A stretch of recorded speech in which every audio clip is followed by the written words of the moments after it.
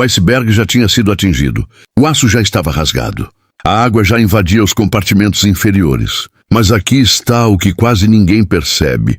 O impacto não foi o momento mais decisivo daquela noite. O Titanic ainda flutuava, as luzes ainda estavam acesas. A banda ainda tocava, pessoas ainda conversavam. A estrutura estava condenada, mas o destino das vidas a bordo ainda estava em aberto. E é exatamente aí que essa história se transforma. Porque quando o navio estava ferido, começou a verdadeira prova. Não de engenharia, mas de julgamento humano sob pressão extrema. E julgamento sob pressão raramente é perfeito. Thomas Andrews caminhava pelos corredores inferiores. A água já tocava seus sapatos. Ele tocava as paredes, observava o avanço silencioso e fazia cálculos mentais rápidos. 5 compartimentos comprometidos, talvez 6. Isso significava apenas uma coisa: o Titanic não sobreviveria. Não era questão de si, era questão de quanto tempo. E ali nasceu a decisão mais difícil da noite: dizer a verdade inteira imediatamente, ou manter controle enquanto possível. Essa hesitação inicial, humana, compreensível, mudaria o destino de centenas. E talvez essa seja a parte mais difícil de aceitar. O desastre não começou com pânico, começou com calma. E calma, naquela situação, era perigosa. Thomas Andrews sobe ao convés. Ele encontra o capitão. A conversa é curta, direta, sem dramatização. O navio vai afundar, mas entre saber e agir existe um intervalo. E esse intervalo é onde tragédias crescem, porque transformar conhecimento em ação exige coragem imediata. E naquela noite, a ação foi gradual. Primeiro, preparar botes, depois, acordar passageiros. Depois, organizar filas, mas não houve anúncio claro dizendo: todos vocês precisam embarcar agora. E por quê? Porque pânico descontrolado poderia causar caos. Porque ninguém queria provocar corrida. Porque ainda havia uma parte da mente que dizia: talvez ele aguente mais. Enquanto essa parte existia, o tempo escorria invisível. A água não discutia, ela apenas subia, compartimento por compartimento, silenciosamente. E silêncio cria ilusão. Se não há barulho, não parece urgente. Mas urgência não depende de som, depende de realidade. E a realidade já estava decidida. Os salões ainda estavam iluminados. O aquecimento ainda funcionava. O Titanic ainda parecia forte. E o cérebro humano é simples em momentos assim. Ele escolhe a opção que parece mais segura visualmente. O navio parecia sólido. O mar parecia mortal. Então muitos escolheram ficar. É só precaução. É apenas protocolo. Não pode ser tão grave. Essas frases invisíveis circularam pela mente coletiva. Enquanto isso, os primeiros botes desciam com espaço vazio. Imagine isso. Espaço físico. Espaço que poderia ter sido ocupado, mas não foi. Porque abandonar algo grandioso é difícil, mesmo quando ele está morrendo. Essa foi a decisão invisível. Não a manobra, não o impacto, mas a crença de que ainda havia tempo demais. Isso é importante. Não foi crueldade. Não foi indiferença, foi confiança. Confiança construída por anos de propaganda, por manchetes, por repetição da palavra inafundável. Quando você repete algo suficiente vezes, ele vira verdade psicológica. E verdades psicológicas são difíceis de quebrar. Mesmo diante da água, mesmo diante da inclinação, mesmo diante do frio crescente, a mente resiste, ela negocia. Ela atrasa, e atraso naquela noite era fatal. A inclinação aumenta perceptivelmente.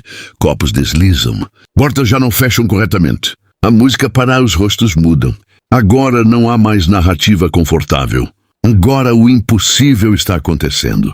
E quando a ilusão morre, o pânico nasce. Mas pânico tardio não recupera tempo perdido. Ele apenas acelera a desorganização. Os botes agora descem mais cheios. Mas já não há capacidade para todos. E aqui está a matemática brutal.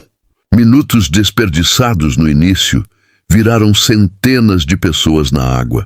No final, o impacto abriu o casco. A hesitação abriu a diferença. Enquanto o convés ainda tentava manter ordem, lá embaixo, a realidade já era absoluta. Na sala de máquinas, homens trabalhavam cercados por vapor, ruído metálico e água que avançava.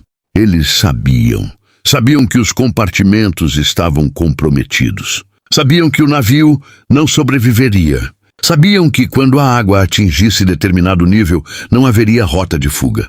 Mesmo assim, permaneceram, mantiveram os geradores ativos, mantiveram as luzes acesas, mantiveram as bombas funcionando.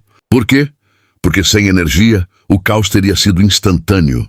Sem luz, a evacuação teria colapsado. Sem bombeamento, o tempo seria ainda menor.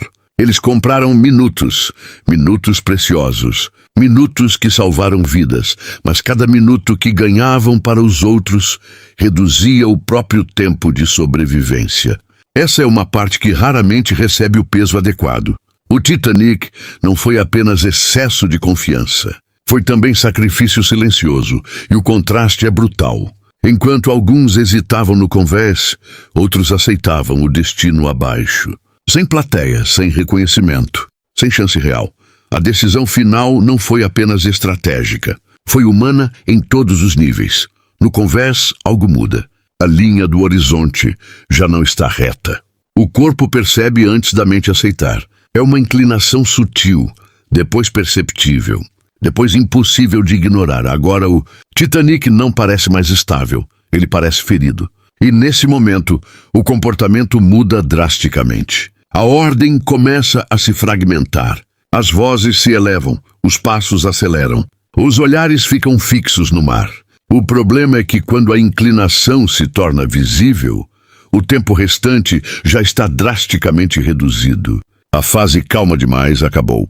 Mas a fase tempo suficiente também. E é aqui que a matemática cruel se impõe.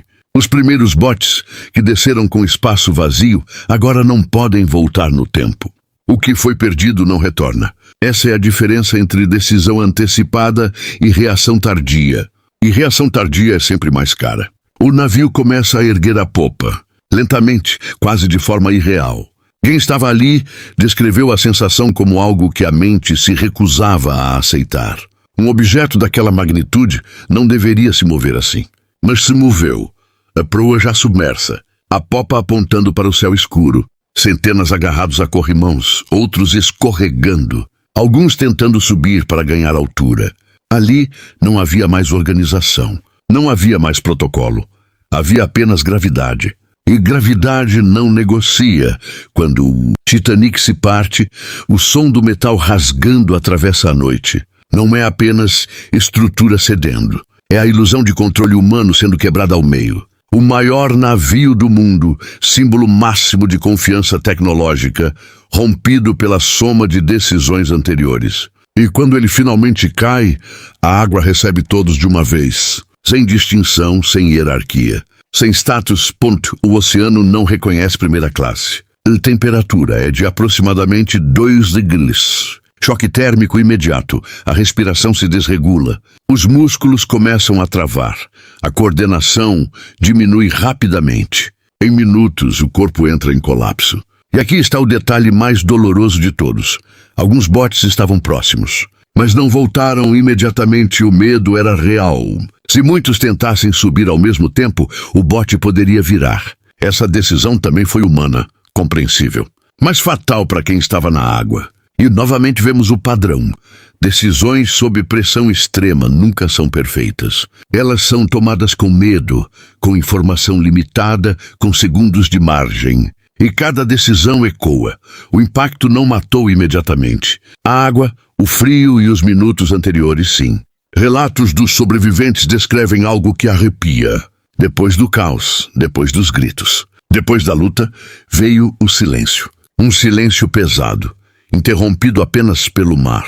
Os sons humanos diminuíram gradualmente, até desaparecerem.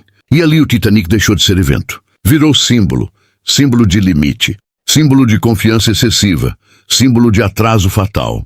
Mas ainda falta a parte mais importante, porque o Titanic não terminou naquela noite. Ele continuou nas investigações, nas perguntas, nas mudanças e na repetição do padrão. E agora vamos entrar nisso. Quando o sol nasceu, sobre o Atlântico Norte, o Titanic já não existia. No lugar onde antes havia luzes, música e confiança, havia apenas destroços. E sobreviventes em botes, olhando para o vazio. O choque não era apenas físico, era mental.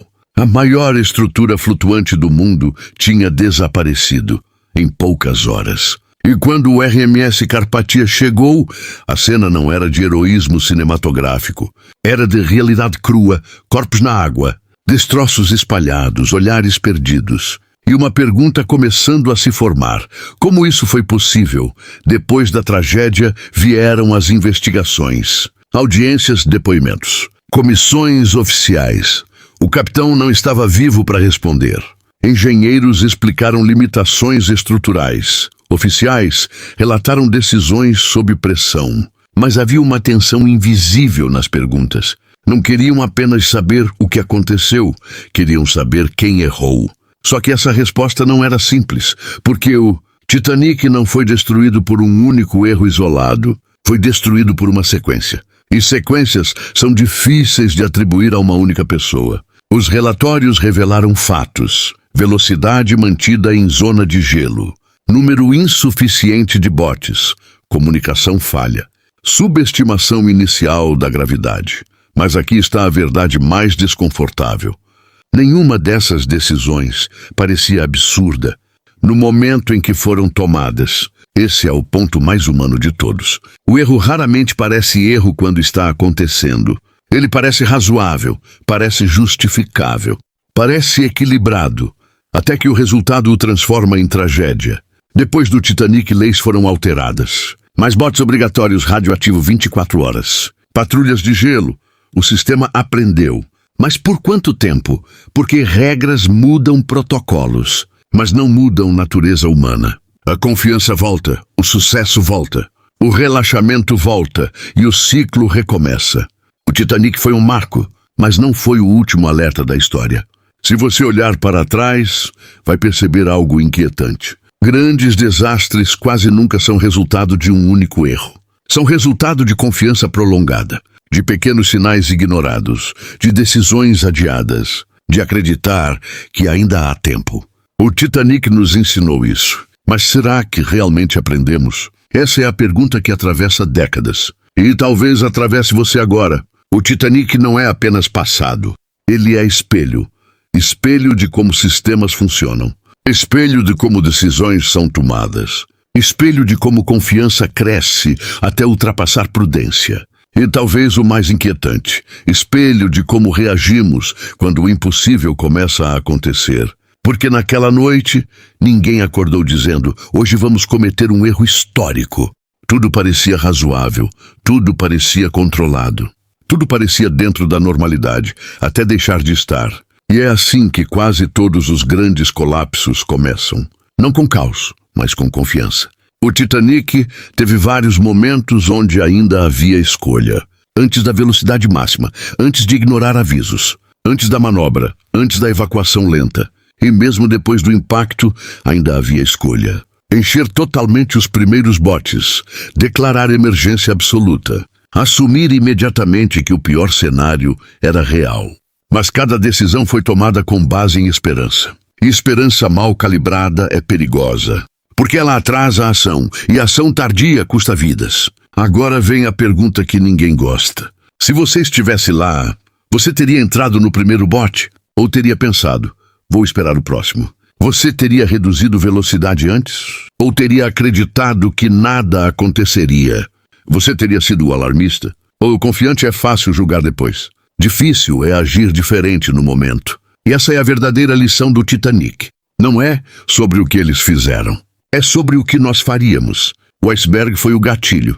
Mas o que realmente afundou o Titanic foi excesso de confiança, normalização do risco, hesitação inicial, subestimação do tempo, medo de parecer exagerado, uma sequência humana. E sequências humanas continuam existindo, hoje, em sistemas modernos, em decisões corporativas, em projetos tecnológicos, em ambientes onde nada deu errado até agora. O Titanic não foi acidente isolado, foi padrão. Quando o Titanic desapareceu sob o Atlântico, não afundou apenas um navio. Afundou uma ilusão, A ilusão de que tamanho garante segurança, de que tecnologia elimina risco, de que confiança substitui prudência. E talvez essa seja a maior lição da temporada inteira. Não é o impacto que define o destino. É o que fazemos antes e imediatamente depois dele. O Titanic foi o limite da superfície. Mas existe um lugar onde os limites humanos são ainda mais extremos. Um lugar onde não há 2 horas, onde não há evacuação lenta, onde não há margem para hesitação. As Fossas das Marianas. Na próxima série, vamos descer até o ponto mais profundo do planeta, onde a pressão esmaga aço, onde erro significa implosão instantânea, onde a natureza não permite atrasos. Se o Titanic nos ensinou sobre confiança excessiva, as profundezas vão nos ensinar sobre vulnerabilidade absoluta. A temporada Titanic termina aqui, mas os limites humanos estão apenas começando. Nos vemos no abismo.